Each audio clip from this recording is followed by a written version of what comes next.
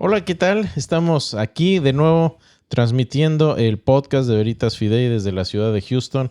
Estoy con mi esposa y co-anfitriona Mónica Franco. ¿Cómo estás, Moni? Hola, Cris. Hoy más cansada que todos los días, pero feliz de estar aquí. Siempre es un honor estar contigo y con ustedes. Muchas gracias. Saben, hemos estado con muchas cosas, mucho trabajo, muchas cosas que hacer, pero no nos perdemos este momento. El honor más grande de servir a Dios. Yo diría que es el momento más buscado de la semana y bueno, estamos muy felices de estar con ustedes el día de hoy y vamos a seguir con esta serie que estamos llamando ¿Por qué no soy?, donde estamos analizando las cosmovisiones principales a las que se apega la humanidad y vamos a explicar por qué no somos de cada una de estas religiones o filosofías o cosmovisiones. Así que no se vayan, tenemos mucho que ver y vamos a empezar hoy con la parte 1 de 2 programas. Tenemos unos minutos para saludar. En los que vamos a ver este tema. Híjole, no me dejan compartir lo que quiero. Tenemos 3 minutitos antes de empezar para aprovechar y saludar a los que ya están aquí con nosotros. Claro Chris. que sí, con muchísimo gusto, adelante. Pablo Fernando Espitia, buenas noches y bendiciones, saludos desde Colombia. Hola Pablo, ¿cómo estás de nuevo? Gracias por estar con nosotros. Gustavo Sánchez, buenas tardes, saludos y bendiciones desde Puebla, México. Saludos a Puebla, Gustavo. Elías Velázquez, saludos desde Villa Constitución, Santa Fe, Argentina.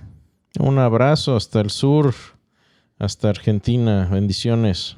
No sé si es el mismo, pero acá en YouTube tenemos a Pablo Espitia Márquez. Saludos, buenas noches, ya estamos listos. Bueno, a lo mejor nos está viendo en estéreo, ¿no? Alirio Augusto Cañaveral Valle, muy buenas noches. Es de gran bendición escuchar cada tema y ahora que sale con su esposa. Dios lo bendiga y saludos desde Medellín, Antioquia, Colombia. Gracias, muchas gracias por estar con nosotros. Bendiciones. Pablo Quiroz, buenas noches, Cris y Moni, bendiciones. Saludos desde el ombligo de América, Costa Rica. Saludos a Costa Rica, saludos Pablo. De nuevo, María Nicolasa Ramos, un gusto que estés por aquí. Buenas noches, Dios continúe bendiciendo grandemente presente desde Colombia. Espero que tus dudas ya se hayan aclarado, si no estamos aquí para ayudarte también. Y gracias por estar siempre por aquí, María. Cualquier cosa, estamos para responder a tus preguntas y de todo el público que nos Otro acompaña. mensajito que te va a alegrar mucho, Cris, y que me alegra mucho, Madeleine Rieder. Buenas tardes, muchas gracias por su ayuda para conocer todos estos temas. Los amo y los admiro. Dios les bendice. Mamita, un abrazo, muchas gracias. También te amamos mucho. Mario Aleluyo, bendiciones desde Puerto Escondido, Oaxaca. Gracias por tanto conocimiento que nos comparten. Estos últimos 3 años conocí la teología y ahora me nutro de muchos buenos teólogos. Usted es uno, Cris. Estamos estudiando Efesios y una clave para ser buen ministro de Dios es tener un buen o buenos mentores, así como Pablo y Timoteo. Gracias a Dios, ahora tengo buenos mentores y usted indirectamente es uno. Mis oraciones para ustedes, hermano. Gracias, Mario. Y de hecho, Moni y yo estábamos hablando esta semana de tal vez tomar algunos testimonios de ustedes. Siempre vivimos en épocas difíciles en cuanto a cultura, en cuanto a anticristianismo. Hay un sentimiento muy anticristiano en el oeste, en Estados Unidos, en Latinoamérica, desde luego también. Y siempre es bueno saber cuando cosas positivas están pasando, y estos tipos de mensaje, Mario, me anima mucho porque pues yo mismo he tenido también esos mentores remotos que tal vez no he podido conocer en persona, pero los he leído, los he estudiado, he visto sus mensajes en línea, etcétera, y pues me alegro mucho que sea de bendición y toda la gloria para Dios. Y vamos a seguir aquí con este ministerio mientras Dios nos dé vida. Así que muchas gracias por animarnos la tarde, la velada, Mario. Un abrazo. Gracias, Cris. Ciro Santos, saludos desde Pachuca, Hidalgo, México. Saludos a Pachuca. Ciro, Pues, un abrazo. Vamos a seguir contestando al final, si tenemos tiempecito, y saludando a todos, Cris, pero ¿qué te parece si comenzamos? Empecemos. ¿Y qué vamos a ver hoy, Moni? Pues hoy vamos a ver la parte 1 de ¿por qué no soy budista? Y yo creo que vamos a cubrir el budismo en 2 partes, simplemente para que vean un poquito el panorama de lo que vamos a hacer. Primero vamos a plantear qué es el budismo, de dónde viene, cuáles son sus orígenes y tal vez diga algunas pequeñas cosas y pequeños problemas que vemos con el budismo, pero también vamos a mencionar en el próximo podcast precisamente las razones de por qué no somos budistas. Y aquí tengo una confesión que hacer, Moni. Casi me hice budista. Yo creo que sí fui budista un tiempo. Antes de graduarme de la preparatoria y antes de irme a la universidad, estuve en artes marciales y el budismo zen fue una de las cosas que me llamaron muchísimo la atención. Así que voy a mencionar un poquito de esto. Vamos a mencionar los tipos de budismo, pero me gustaría, si me permiten, introducir el tema con una historia. ¿Ok? Les voy a contar una historia. Adelante, ¿Okay? Cris. Se las voy a leer y pónganme atención, por favor, escuchen. Dice así: fue un momento tierno y uno de los momentos más significativos de la historia de Asia. Un punto de inflexión que comenzó con una mirada. Había sido un camino largo y tortuoso por el que había viajado, cargado de indecisión y duda, pero finalmente estaba decidido. Para estar seguro, todavía había un costo a considerar. No era la renuncia de sus muchas riquezas y estatus real lo que le preocupaba. Ser un príncipe kshatriya con todas las riquezas y el honor que tal posición suponía no significaban nada para él. Era el pensamiento de su esposa e hijo lo que más le atormentaba. Eran su pasión y deleite, y fue ahí donde la elección que había hecho le desgarró profundamente el alma. Tanto es así que se prometió a sí mismo que robaría una última mirada antes de dejarlos para siempre. Fue entonces cuando entró en el dormitorio donde estaba su querida esposa y el hijo de su amor. Ansiaba tomar al niño durmiendo en sus brazos por primera vez y sellando su amor con un beso de despedida. Anhelaba tomar a su esposa en un último dulce abrazo. Pero eso no sucedería. Se paró entre las sombras, contemplándolos, y su corazón se entristeció. El dolor de la partida se elevó hasta el punto de agonía insuperable. Aunque estaba decidido, nada podría impedir su salida y su búsqueda, aunque las lágrimas fluían libre y copiosamente de sus ojos. Finalmente, suprimió su sentimiento y caminó rápidamente hacia donde su caballo y su criado estaban esperando en el portón. «No me dejes ahora, señor», gritó una voz femenina en la oscuridad. «Dentro de 7 días estarás gobernando 4 continentes y 2000 islas. No es tiempo de partir». «Bueno», respondió, «lo sé». Pero sin detenerse, dijo: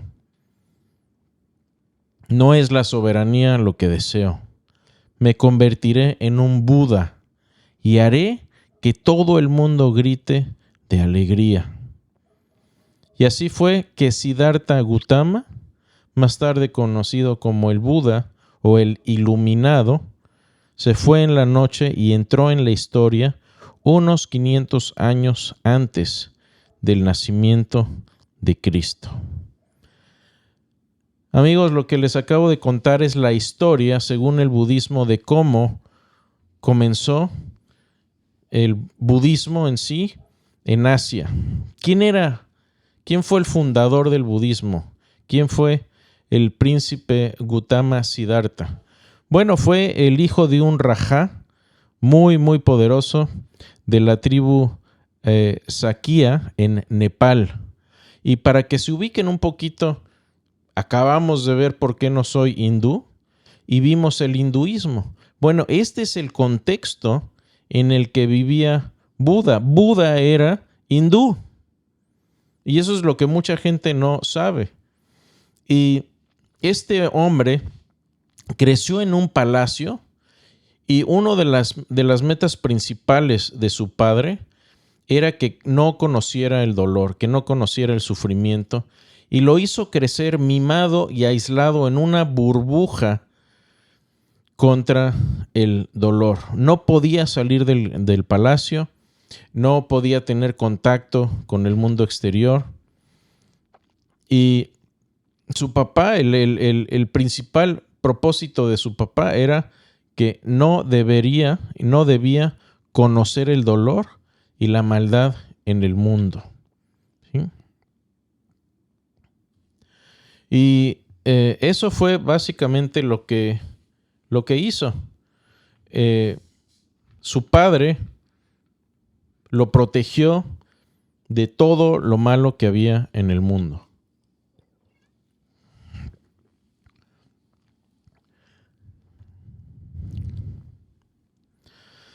Ahora, todo esto cambió porque las burbujas normalmente se revientan y hubo 3 sucesos en la vida de Siddhartha Gautama, Buda, que precipitaron la historia que conté al principio. Se dio cuenta de que la burbuja no era tan fuerte como su papá le había querido hacer ver. Y sucedió entonces que se da cuenta de varias cosas. Y hubo tres elementos que precipitaron su búsqueda como el Buda. Primero es que se dio cuenta de que su madre había muerto dándolo a luz.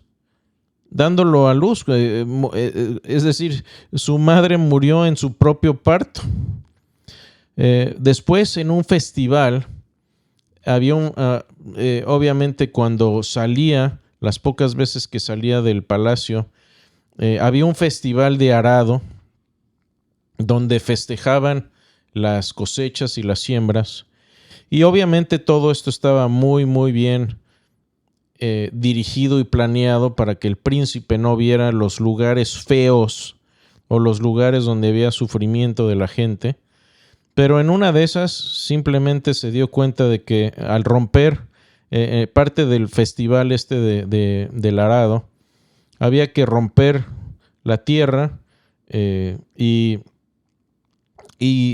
en ese momento, en el momento en que rompen la tierra como parte de una ceremonia, empiezan a salir de ahí insectos y larvas y gusanos, y vienen las aves y empiezan a comerse los gusanos, y esto le queda en la mente grabado como una cosa horrenda. Y en otra ocasión, camino también en su carroza, se topa primero con un anciano, con una persona de edad muy avanzada, con un enfermo y con un muerto. Esto es según la tradición budista. Se dice por ahí que preguntó a una persona que estaba ahí cerca del muerto y le dice: ¿es este el único muerto o hay más en el mundo? Y ahí es donde se dio cuenta que la muerte es algo cotidiano. El sufrimiento es algo de todos los días y el dolor es algo irremediable. ¿Sí?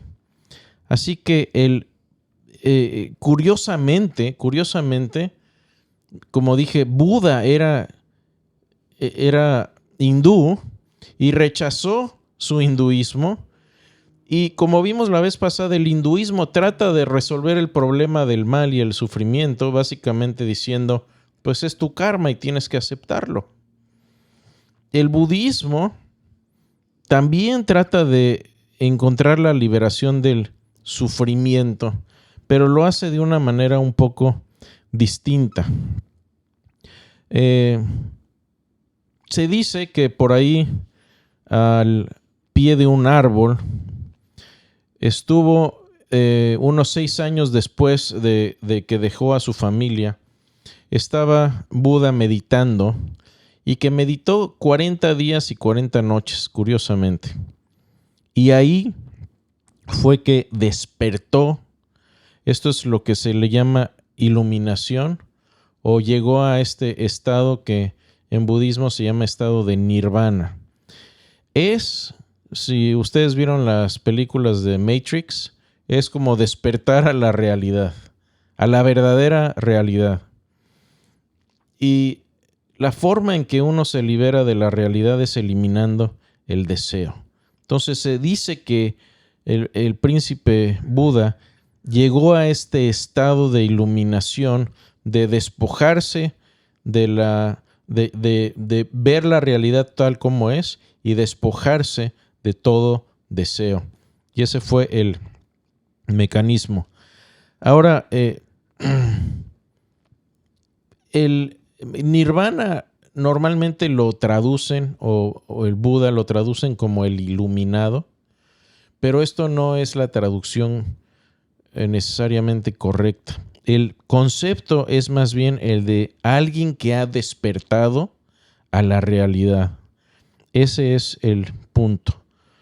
Y supuestamente él fue el primero en despertar a la realidad.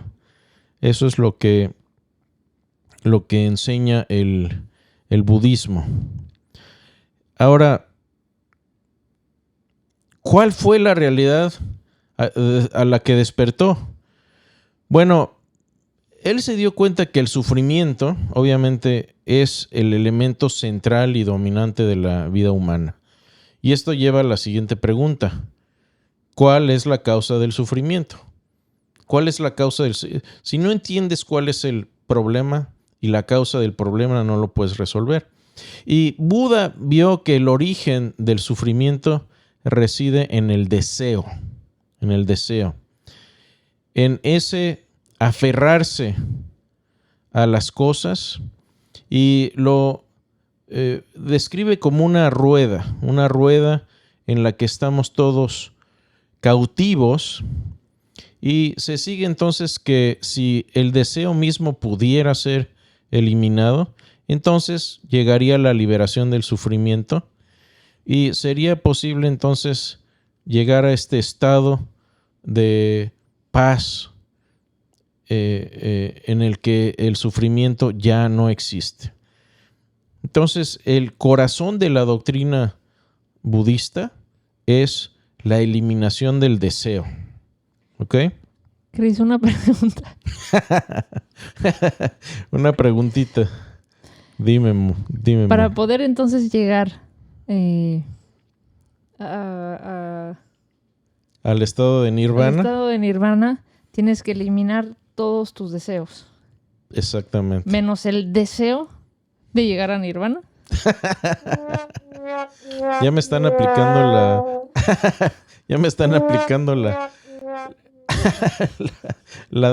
la táctica del correcaminos, ¿no? Me están quitando el piso. Esa es una muy buena pregunta y ese es uno de los problemas que yo veo con el budismo. Dije que no iba a hablar mucho de eso, pero ahora que lo mencionas, es interesante que el deseo es el problema y lo que motiva a tratar de llegar al nirvana, a este estado de iluminación, es llegar a ese estado de iluminación sin desearlo.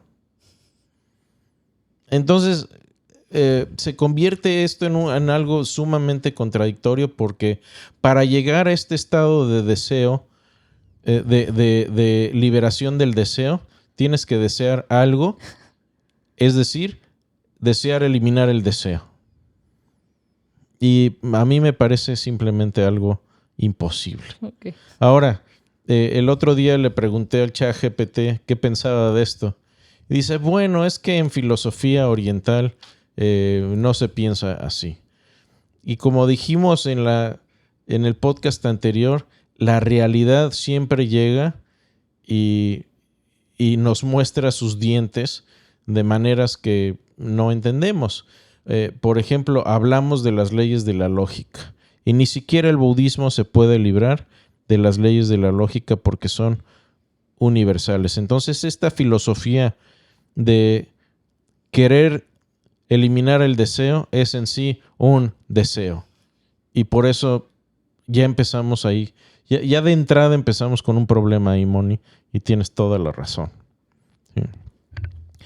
Bueno, pero sigamos con lo que es la doctrina, que ahorita no estamos refutando nada a fondo.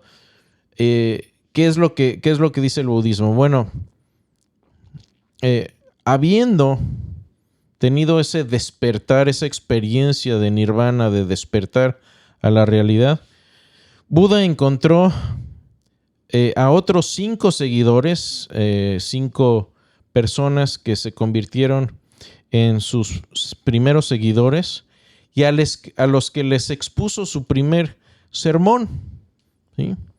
Y en este sermón, Buda les da sus 4 enseñanzas básicas o las llamadas 4 verdades nobles. El budismo enseña que hay 2 extremos que el ser humano puede tomar para vivir y ambos son errados. Uno, en un extremo está la autosatisfacción sin límites, es decir, deseas algo, tómalo. ¿Quieres algo? Hazlo. Es la autosatisfacción sin límites y el budismo dice esto es un error. En el otro extremo está negarse a sí mismo completamente. Dice esto también es un error. Y en su primer discurso dice yo les voy a enseñar el camino medio, el camino intermedio, un camino equilibrado y es de ahí de donde se derivan estas 4 verdades nobles del budismo. La primera,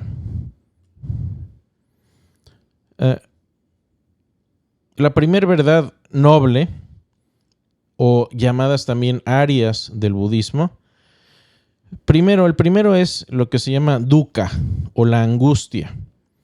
Esto es el nacimiento, envejecimiento y la muerte son angustiosas. Todos sabemos que vamos a morir algún día.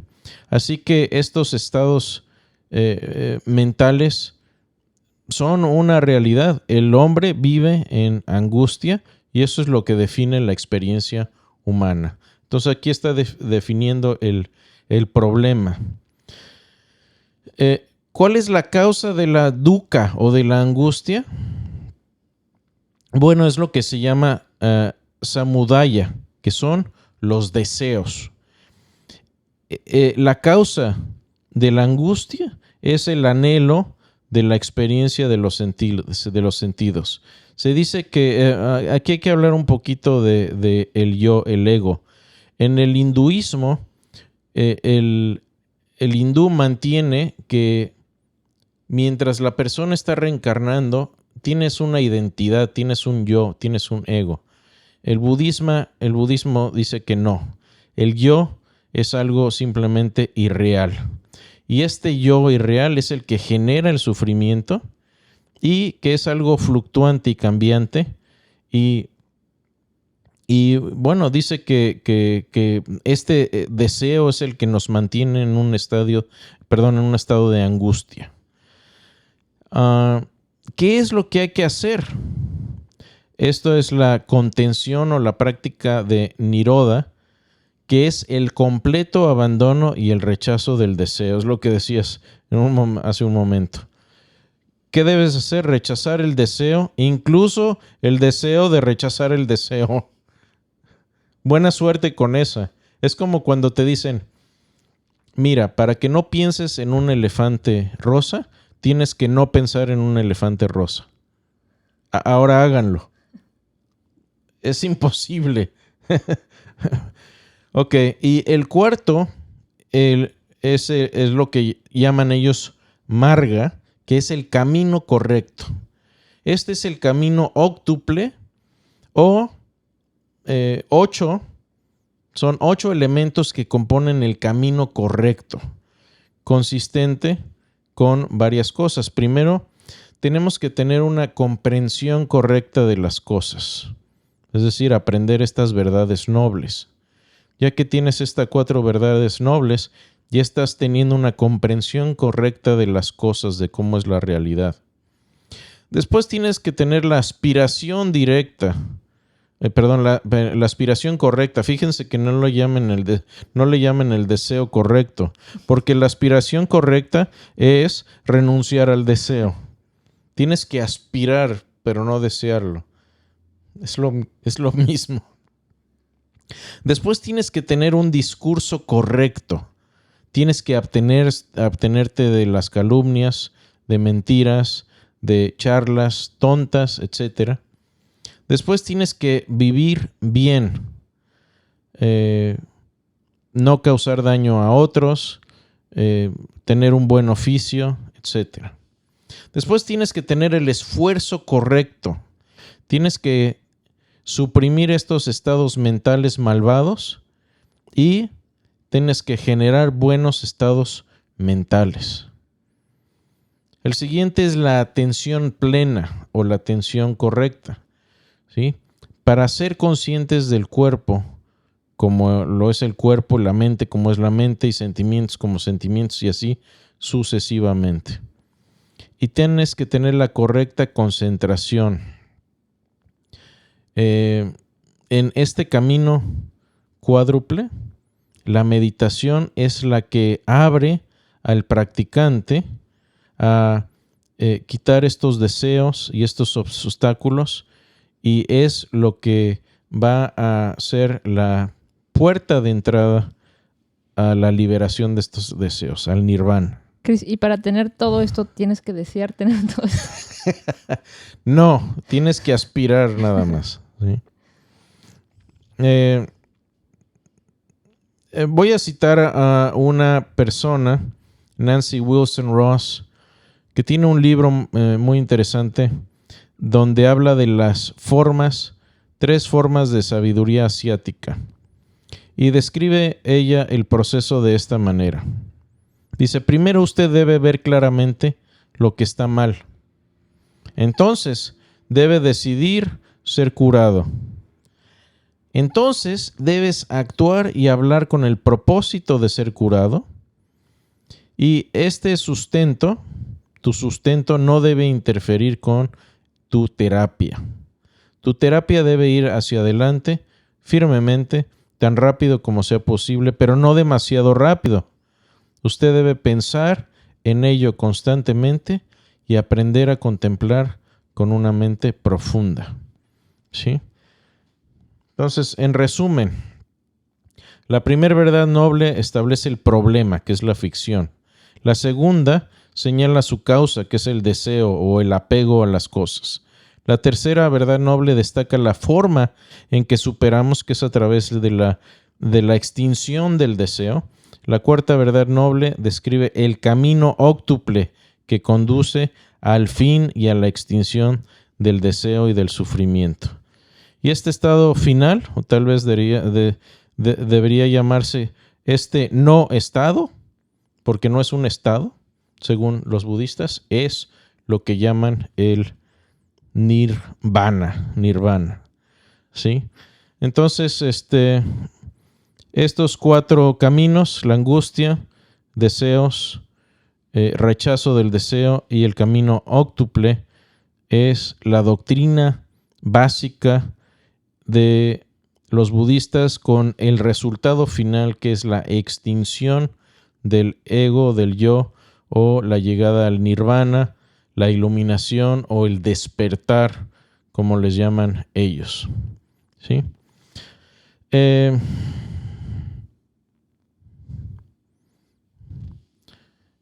Hay un estado que le llaman también el estado de nibbutta, nibuta, que es un estado frío. Y esta persona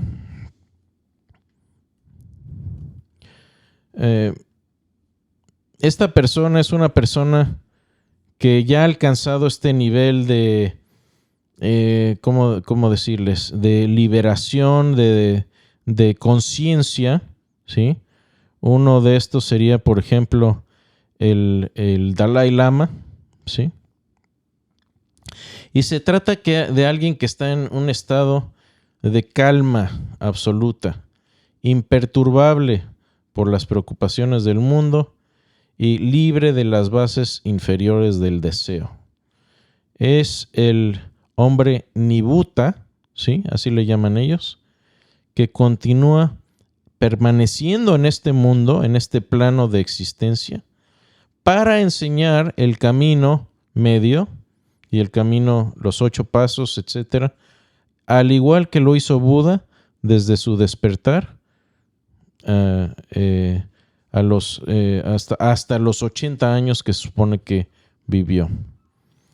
Ahora, guarden sus preguntas por ahí, ¿sí? Espero que haya muchas preguntas. Pero vamos a hablar de 2 cosas en el budismo para aclarar un poco lo que acabamos de ver. Según el budismo, ¿qué es el hombre? ¿Y cuál es la realidad absoluta del universo? O sea, ¿qué es el universo? Okay.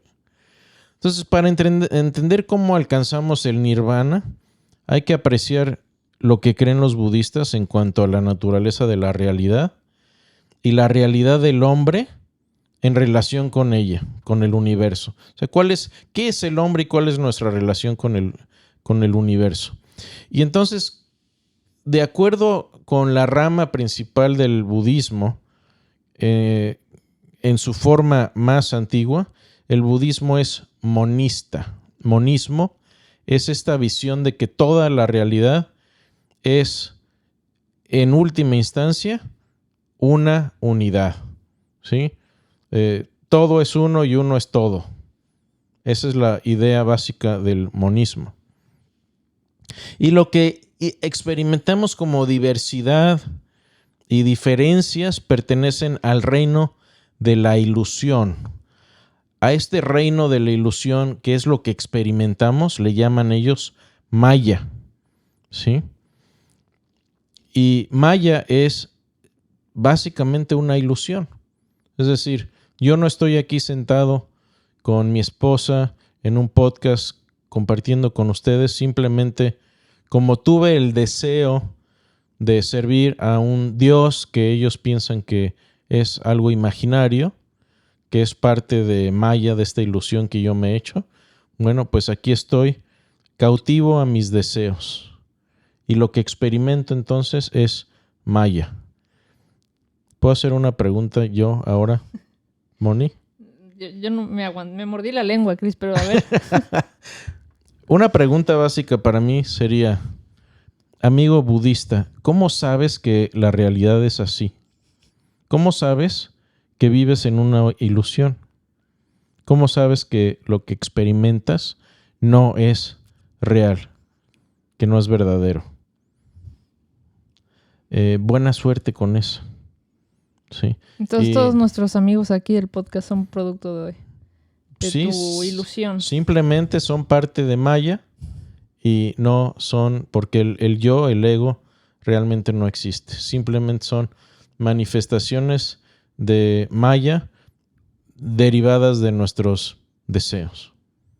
¿Sí? Y pues estamos aquí sufriendo por eso. ¿Okay? Este es el mundo.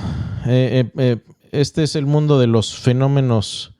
En este mundo, ¿sí? En este mundo de Maya, los fenómenos científicos, la gravedad, la velocidad de la luz, todas estas cosas, los planetas, las estrellas, la naturaleza, la biología, todo es una ilusión. Es un mundo de sombra donde la individualidad y la diversidad se piensa que son reales, pero no lo son. ¿Okay? Entonces, ser atrapado en Maya es como estar atrapado en un mal sueño. y es un sueño doloroso, es como una pesadilla, es aterradora, es incómoda, pero no es real. ¿Cuál es la solución a un mal sueño? Pues te despiertas. Y el despertar es la verdadera realización, según el budismo, de esta realidad. ¿Sí? Y esto es lo que se afirma que le sucedió a Buda, a Gautama Siddhartha, bajo el árbol Bo, un árbol muy conocido y tradicional allá. Y el despertar de la pesadilla, de la diversidad de Maya, es lo que es su mérito, fue esta liberación y despertar a la verdadera realidad. ¿Sí? Ahora, si la realidad es esta realidad monística, única, una, ¿dónde queda nuestra comprensión de lo que son los seres humanos? ¿Sí?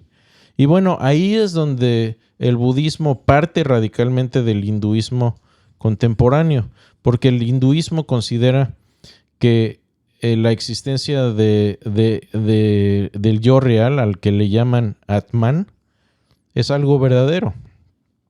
Y es algo verdadero que se disuelve cuando una persona termina su ciclo de reencarnación y se junta con el todo, ¿sí? Y aquí lo que dicen los monistas tradicionales, es decir, Buda dijo que toda existencia aparente pertenece a lo que es el reino lo que le llamaba el reino de Anatta, sin alma, ¿sí? No hay un lugar para el alma no existe, es también una ilusión, ¿sí?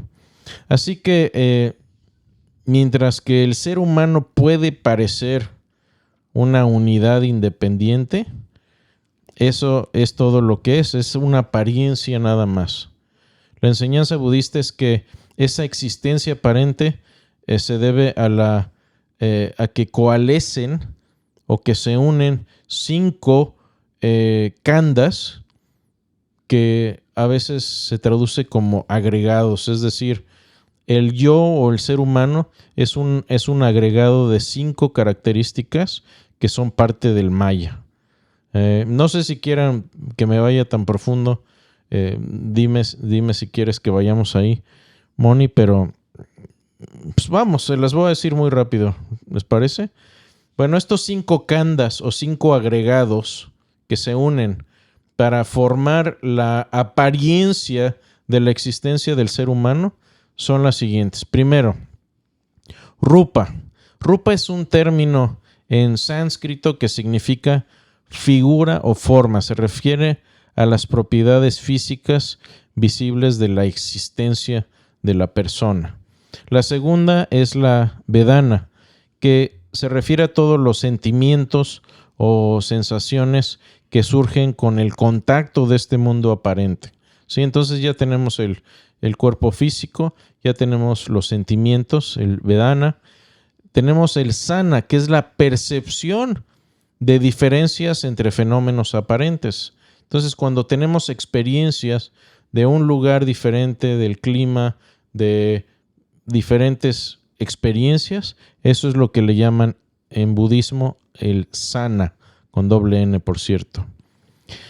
El sankara es un término bastante difícil de definir, pero tal vez la palabra más correcta sea síntesis o sintetización. Es la capacidad de reunir todos estos diferentes aspectos de experiencia en un todo. Es como el pensamiento conceptual, a eso se refiere. Y el quinto de estos khandhas le llaman ellos vijnana, que es la conciencia. Y no solo la conciencia, es decir, yo tengo la conciencia de que estoy aquí, estoy en un podcast, estoy transmitiendo un mensaje con ustedes y tengo esta conciencia, pero también tengo una autoconciencia, es decir, tengo una conciencia de que yo mismo existo, de que soy una persona con independencia, etc. Entonces, esta capacidad de involucrarse en reflexión interior y pensar en sí mismo y tener autoconciencia es lo que le llaman Vijnana. Entonces, estos son los 5 aspectos o 5 khandhas que forman la experiencia irreal del yo de la persona, ¿sí? Entonces, ¿qué es lo que pasa aquí? Ahora, sabiendo esto, ya podemos entender bien lo que sucede en el nirvana. Hay un despertar de este estado de cosas, de manera que esta ilusión en la que existimos llega a su fin, ¿sí? Y así es donde llegamos a romper esta esclavitud, esta rueda del Dharma en la que estamos. Ahora uno podría preguntar, bueno, ¿es posible que una vez que uno llega a este estado de nirvana, se puede formar de nuevo se pueden reformar de nuevo, reorganizar estos khandhas para dar origen otra vez a la persona, al yo? Y bueno, aquí es donde el budismo mantiene una muy antigua doctrina del karma, de la causa y el efecto, ¿sí? Entonces, ellos creen también en el karma en el sentido de que hay una relación entre los hechos y la retribución, ¿sí? Pero esto no es la idea de que hay un yo que muere y que renace y que reencarna, porque ese yo simplemente no existe, es una organización de khandhas nada más, ¿sí? Lo que ellos piensan es que estos khandhas renuncian a su cohesión temporal al morir y, para usar el lenguaje oriental, vagan por la separación a través del vasto abismo de la nada, el universo sin fin. Si en la infinita extensión del tiempo vuelven a reunirse, nacerá la misma experiencia de existencia aparente, ¿sí? Entonces, está interesante la doctrina, pero de nuevo una de mis preguntas que vamos a responder en el próximo programa es, como me gusta hacer preguntas de tácticas, ¿dónde leites? O sea, ¿cómo sabes? ¿Cómo sabes que ese es el estado de la realidad? ¿Sí?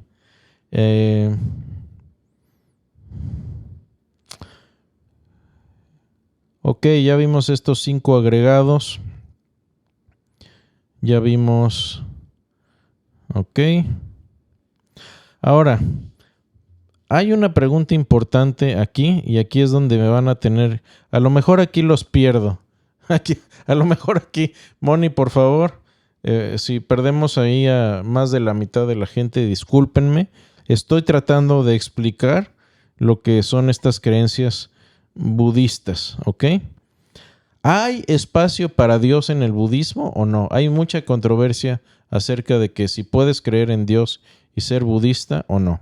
Bueno, de lo que hemos visto hasta ahora en la enseñanza de Buda, no hay un espacio para el yo, ¿sí? ¿Hay espacio para Dios? Bueno, puede haber una concesión de algo que tenga un estado de permanencia en medio del flujo de lo que percibimos como existencia, ¿sí? Fíjate, lo que acabo de decir es, dentro de este maya puede haber algo que se parezca, ¿sí?, al concepto que tenemos de Dios. Y esto está ilustrado por este pasaje tomado de uno de los sermones atribuidos a Buda, ¿sí? Y por cierto, vamos a hablar de estos escritos porque tiene importancia también. De dónde nos vienen los escritos, qué tan frescos son, etcétera, ¿sí? Ahora, esto es una parte de uno de los sermones atribuidos al Buda, ¿ok? Traté de hacer la mejor traducción posible, pero esta es parte de la filosofía y y de lo que habla Buda acerca de la existencia. Fíjense, parece trabalenguas, pero ahí va. Hay monjes, un no nacido, no convertido, no hecho, no compuesto. Si no fuera así, monjes, para este no nato, no convertido, no hecho, no compuesto, no se puede mostrar aquí ningún escape para lo que nace, se ha convertido, se ha hecho, se ha formado y es compuesto. Ok. Ya se desconectaron todos, Chris. Ya se desconectaron, ya los perdimos. Ok, bueno, sigamos el próximo podcast.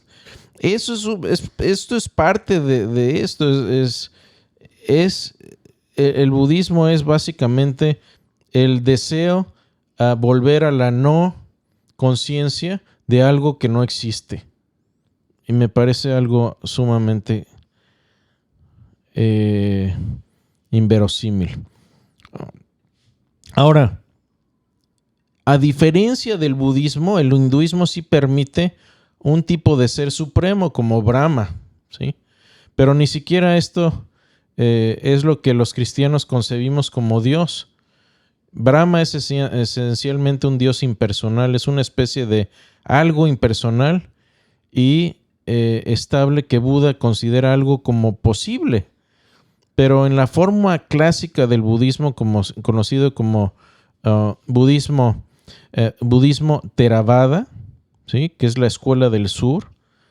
Y por cierto, aquí es como una minoría, como un 35% de los budistas del mundo son de esta escuela de Theravada.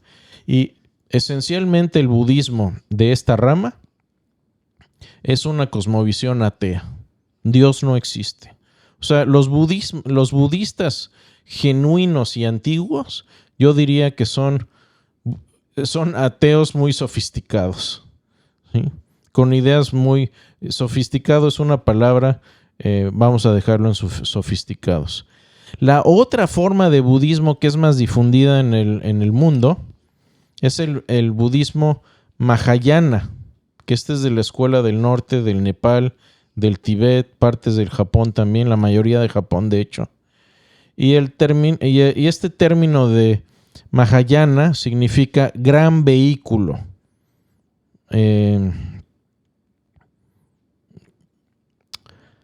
Gran vehículo, y bueno, lo único que usan gran vehículo es para distinguirlo del pequeño vehículo, que es el otro tipo de budismo que acabo de describir, que es esencialmente ateo. Y aquí hay aquí en este budismo del sur, aparece un concepto hindú, ¿sí? Que es el concepto de un avatar, ¿sí? No me refiero a la película, pero el concepto es interesante. Es cuando tú tomas parte de una realidad que no es tuya, ¿sí? Es eso, ese es un avatar. Y estos avatares son descendientes de la última realidad, ¿sí? En el hinduismo, que es Brahma, ¿sí? Ahora, en general estos son personajes míticos, pero muchos de la tradición budista de Mahayana consideran que Buda es un avatar, ¿sí? Y bueno, piensan que hay ciertas personas como el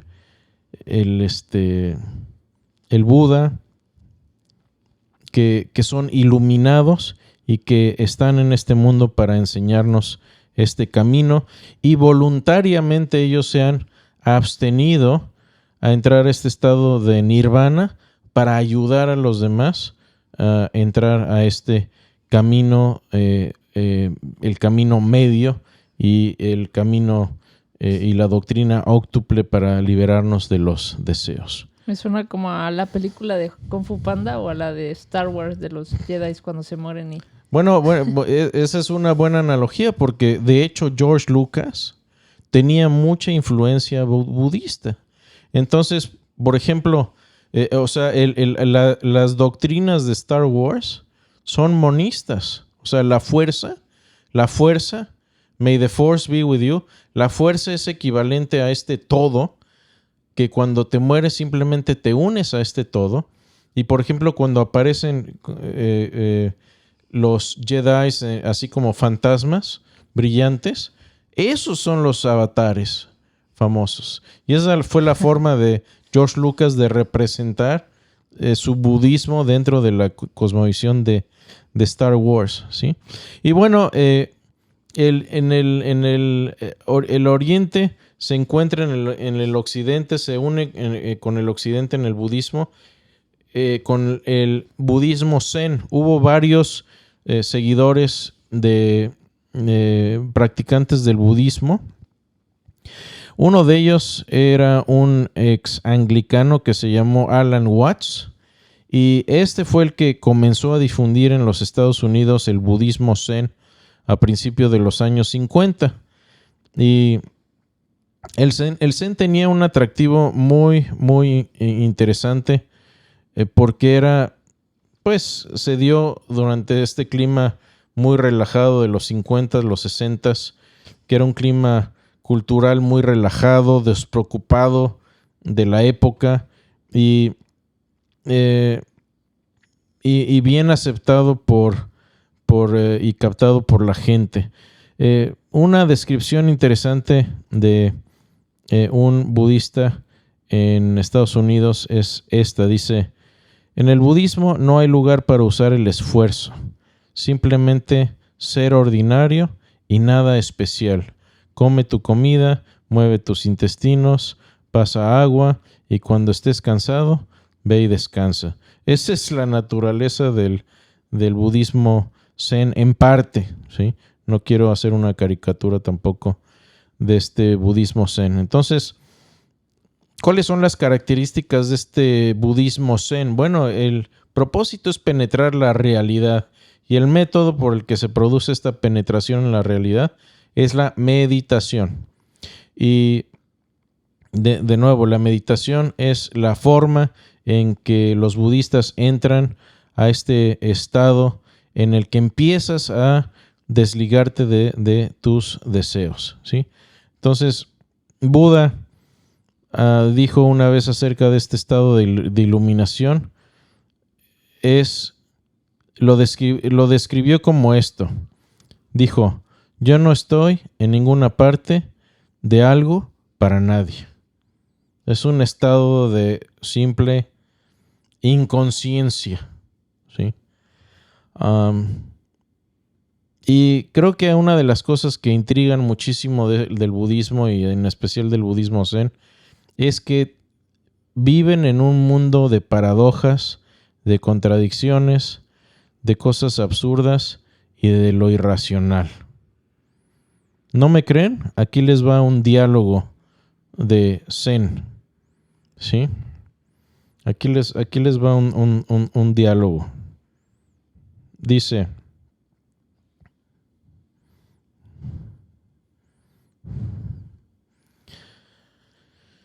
¿tengo razón cuando no tengo ni idea?, preguntó un curioso. Tira esa idea tuya, respondió su maestro. ¿Qué idea?, preguntó el alumno con perplejidad. Usted es libre, por supuesto, de llevar esa idea inútil de ninguna idea. No se las voy a leer de nuevo. No traten de entenderla, pero entra esto en lo absurdo. Trata de eliminar la razón y de hecho tienes que tratar de eliminar también el deseo de razonar para llegar al nirvana, ¿sí? En fin.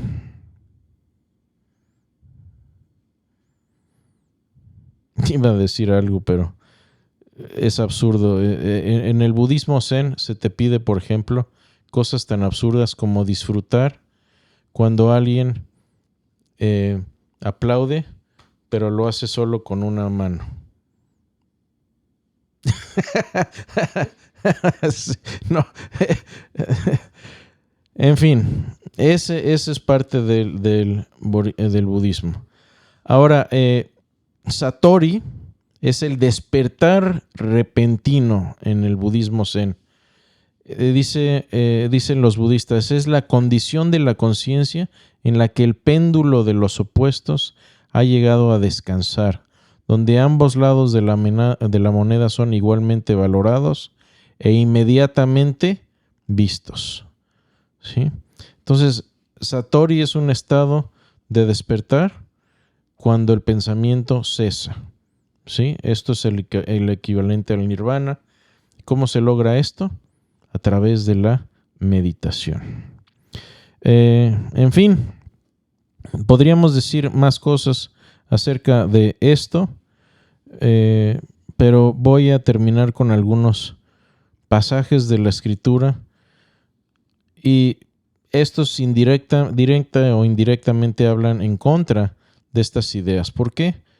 Porque Juan 1.1 dice así, Juan 1 del 1 al 3 dice, en el principio era el verbo y el verbo era con Dios y el verbo era Dios. Este era en el principio con Dios, y todas las cosas por él fueron hechas, y sin él nada de lo que ha sido fue hecho.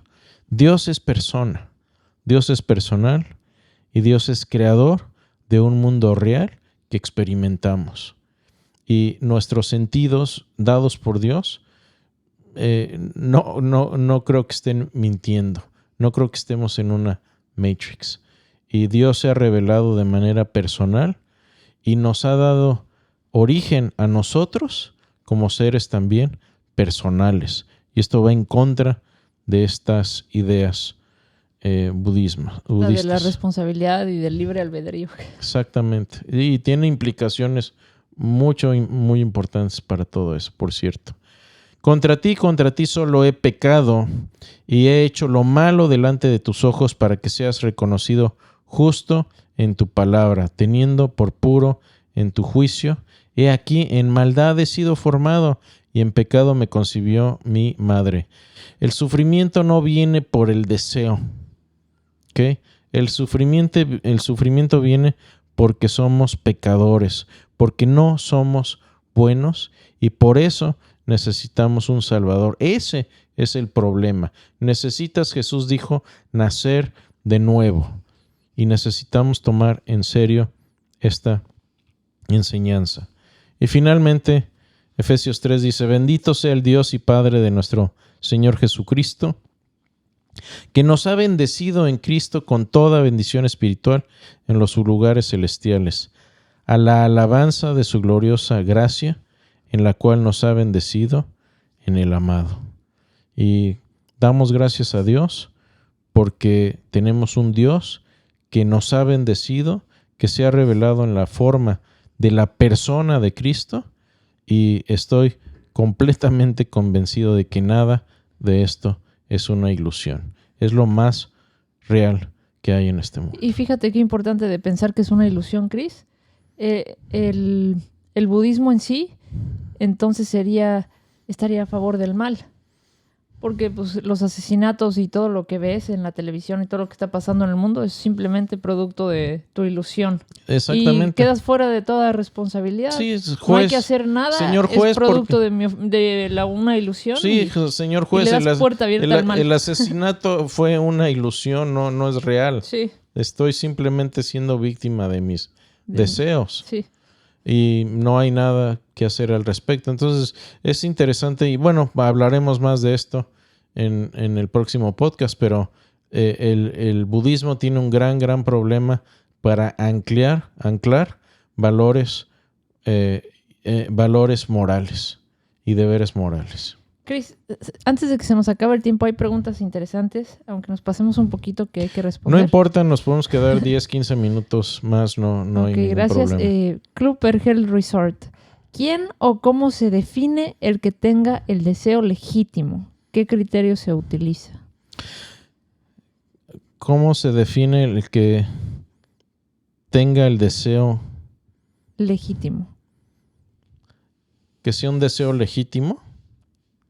Sí, ¿qué criterio se utiliza? ¿Qué criterio se utiliza? Bueno, pues en el budismo es interesante porque de nuevo es como la moral. No tienes una definición muy clara de lo que es un deseo. Por el otro lado, no tienes la definición muy clara de cómo liberarte de este deseo. Porque, de nuevo, vas al problema, a la raíz del problema, creo yo, del budismo, es que tienes que desear, deshacerte del deseo. Te dan el camino óctuple, pero es algo muy vago, no es algo que tú puedas seguir sin desearlo. Y me parece entonces algo muy subjetivo y muy absurdo. Y uno de los puntos también es, ¿cómo sabes que ya llegaste al nirvana? Y no como decía un filósofo, cuando estoy dormido soñando que soy mariposa y despierto, ¿cómo sé que cuando despierto no soy más bien una mariposa soñando ser hombre? ¿Sí? Y eso es parte del problema planteado. Es muy difícil saber dónde estás parado realmente con el budismo porque nada es real. Es absurdo. Cris, Yolanda Olivardia. Saludos desde Panamá. Saludos. Tengo una duda con respecto al budismo de Japón y de la India. Mi madre y 2 hermanos practican el budismo de Japón y repiten esta frase, Namyo Horenge Kyo, sin sentido para mí, y siempre escriben sus metas, sus deseos, entre paréntesis, en un paro que introducen en su altar. Yo ya les he pedido que no recen por mí, ni mis hijas, soy cristiana, y le hice la oración de fe a mi hermano mayor que murió el año pasado. ¿Será posible que haya podido ser salvo? Deseo y oro para que Dios los libre y envíe un espíritu de convicción de pecado y reconciliación con Él antes de que se mueran sin arrepentimiento. Gracias por su podcast. Me nutren mucho y bendigo sus vidas para que sigan abriendo los ojos ciegos, oídos sordos. Muchas gracias por la pregunta y bueno, pues sentimos muchísimo su pérdida. La verdad es que yo no puedo responder si qué persona o no conoció a Dios. Eso solamente Dios y la persona lo saben. Y bueno, cabe mencionar que dentro del budismo, o sea, obviamente el hinduismo es diferente del budismo, pero Buda básicamente rechaza la doctrina hindú, rechaza los Vedas y abre su propio camino en busca de la iluminación para librarse del sufrimiento. Y aquí ya entramos a cuestiones prácticas de cómo lidiar con familiares o personas que son budistas. Y yo lo que haría sería simplemente escucharlos muchísimo. Hay muchas ramas budistas, obviamente no podemos hacerle justicia a todas estas ramas del budismo. El budismo tradicional en Japón es un budismo ateo, ¿sí? Yo creo que Japón es de los países más ateos y por cierto creo que es de los países que más índice de suicidios tienen por esa ausencia de Dios. Y yo lo que haría es apelar a esa sed que tenemos todos de tener este contacto con un Dios personal.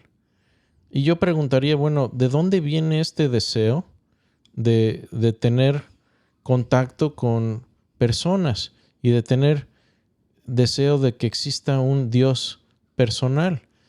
Y me gusta lo que dijo C.S. Lewis en cuanto a esto. Dice, cuando me encuentro en un mundo en el que tengo deseos que nada de este mundo puede satisfacer, y se refería a este deseo a eternidad, dice, tal vez es porque fui creado para otro mundo. Y yo trataría de apelar a ese deseo de de eternidad sin perder nuestra personalidad a la hora de compartir con tus familiares. Es lo que yo haría, pero de nuevo, hay muchas maneras de acercarse. Y bueno, si quieren ellos orar o lo que sea, yo diría, no se los impidas, es su forma de desearte el bien, pero también sin caer en sus creencias, apelar a ese deseo de eternidad que tenemos todos y esa insatisfacción que el budismo seguramente les está dejando. Y el testimonio es que Japón, de nuevo, uno de los países con mayor cantidades de suicidios en el mundo. Chris, volviendo a la pregunta anterior, y es muy buen argumento lo que ponen aquí, Club Vergel Resort. Si todo es una ilusión, ¿cómo sabemos que el budismo no es otra ilusión? Pues es cierto. Ese es uno de... Ya se están comiendo parte del podcast de la semana que entra, ¿eh? Pero es muy cierto. O sea, una de las preguntas claves es ¿cómo sabes que este mundo es una ilusión? O el dilema del sueño. Si estoy soñando que soy mariposa y despierto, pues lo contrario puede ser cierto también. ¿Cómo sé entonces que soy más bien una mariposa que está soñando ser humano? ¿Sí? Y bueno, de esto vamos a hablar la próxima vez. Vamos a tocar algunas ideas del filósofo cristiano Alvin Plantinga acerca de, bueno, ¿cómo sabemos que esta realidad es real? O sea, hay gente también muy conocida como Elon Musk que piensan que es muy probable que estemos viviendo en una simulación. Como la Matrix. En una Matrix, ¿sí?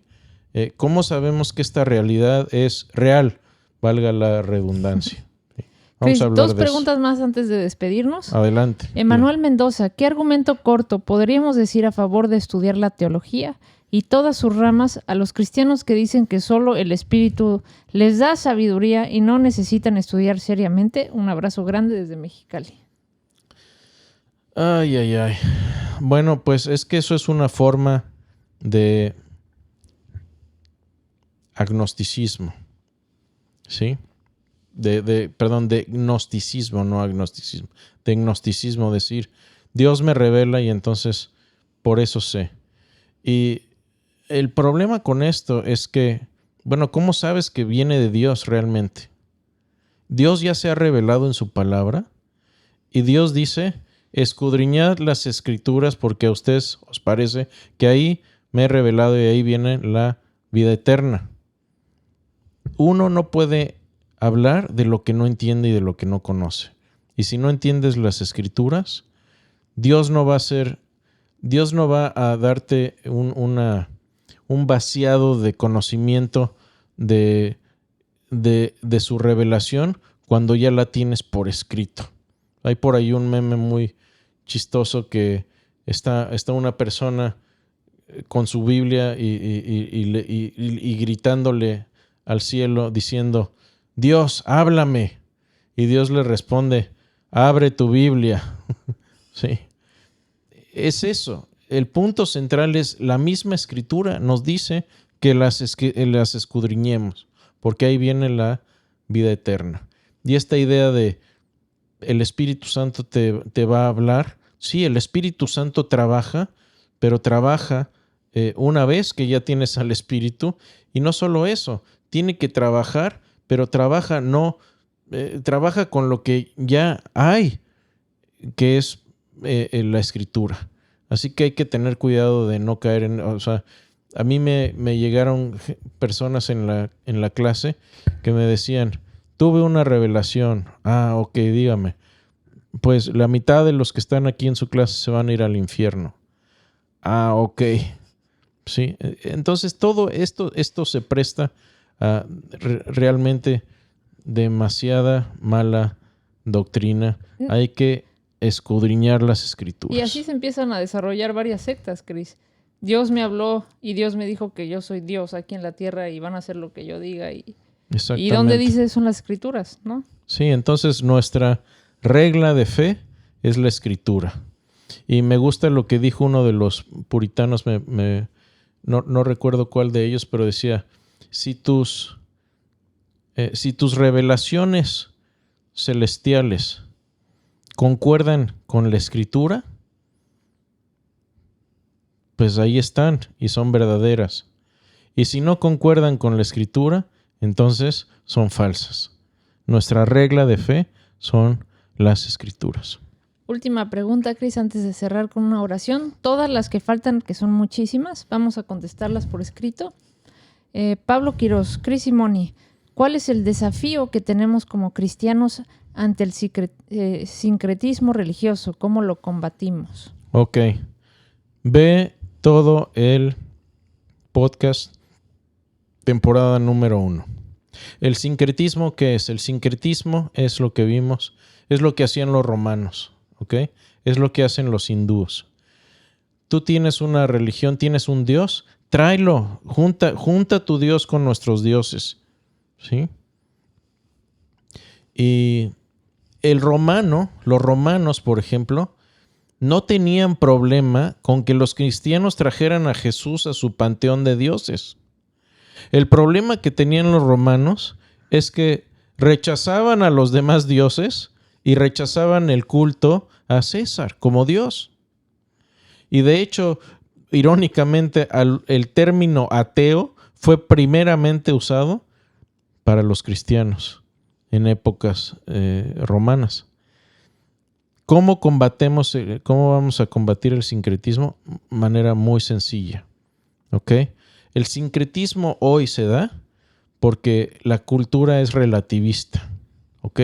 La cultura, cuando tú hablas de religiones y de cosmovisiones, es como cuando una persona piensa en sabores de helado, ¿sí? A mí me gusta el pistache, a Moni le gusta el de, ¿cómo se llama? El de Cotton candy. Cotton candy, ¿ok?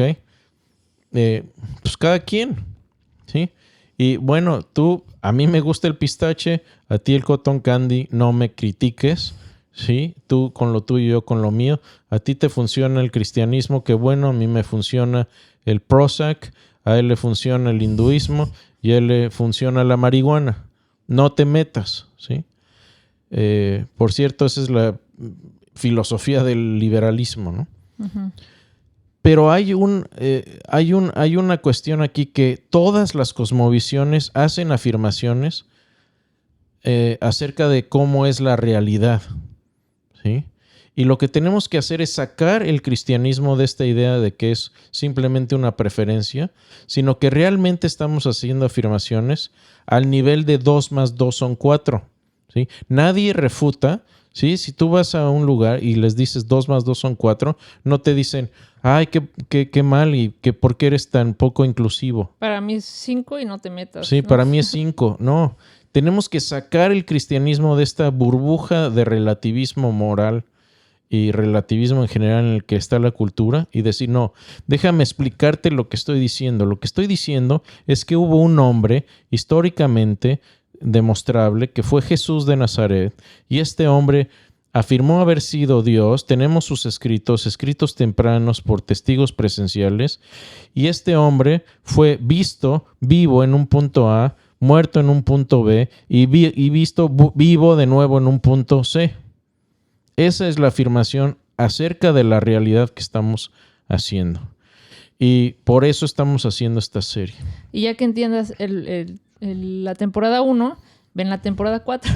Exactamente. Entonces, ¿por qué hay tanto sincretismo? ¿Por qué? Porque la sociedad en sí no ha cambiado mucho. Somos y seguimos siendo en la cultura relativistas. ¿Te gusta a ti el budismo? A mí el hinduismo, a ti el cristianismo, a ti el islam, y cada quien con lo suyo, todos son igualmente válidos y eso es patentemente falso. Todas estas cosmovisiones hacen afirmaciones de cómo es la realidad y uno puede utilizar historia, ciencia y lógica para ver si lo que están diciendo es como es la realidad. Gracias, Cris. Cerramos con una oración. Adelante. Bendito Dios, gracias por este tiempo, gracias por poder hablar del budismo con toda la linda gente que nos sigue, amigos, familia. Señor, Que cada persona que vea este material sepa que independientemente de lo que esté pasando, es amada por ti y que tú quieres tener una relación con cada uno de nosotros, Señor. Y para los que están pasando por momentos difíciles y de sufrimiento, que sepan que tú no nos dejas. Tú mismo veniste y sufriste como persona, como humano, y sabes lo que estamos pasando.